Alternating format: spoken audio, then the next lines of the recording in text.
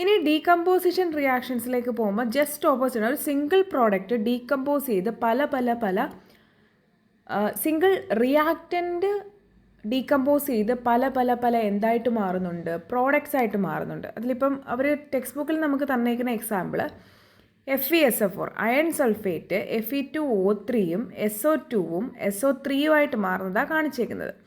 അപ്പം നോക്കിക്കേ, നമ്മൾ സിമ്പിളായിട്ടുള്ള FeSO4 Fe2O3 SO2 SO3 ആയിട്ട്, അതായത് സിംഗിൾ റിയാക്റ്റൻ്റ് കൺവേർട്സ് ടു പോവും എന്താണ് 3 പ്രോഡക്ട്സ് ആ ഡീകമ്പോസിഷൻ റിയാക്ഷൻ. ഇവിടെ നമ്മൾ യൂസ് ചെയ്യുന്നതെന്ന് പറഞ്ഞാൽ ഹീറ്റാണ് അവിടെ ഏജൻ്റായിട്ട് യൂസ് ചെയ്യുന്നത്.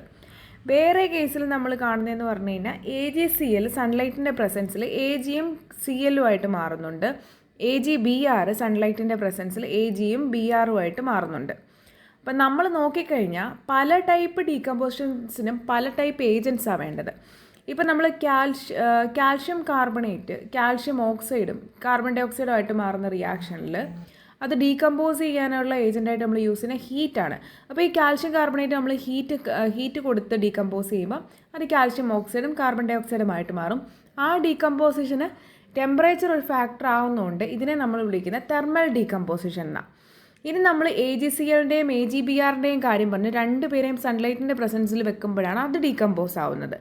അപ്പോൾ അവിടെ എന്ന് പറയുന്നത് ഫോട്ടോലിറ്റിക് ഡീകമ്പോസിഷൻ, അതായത് photolytic that is something related to light. അപ്പോൾ ഫോട്ടോലിറ്റിക് ഡീകമ്പോസിഷനാണ് അതിൻ്റെ എക്സാമ്പിൾ.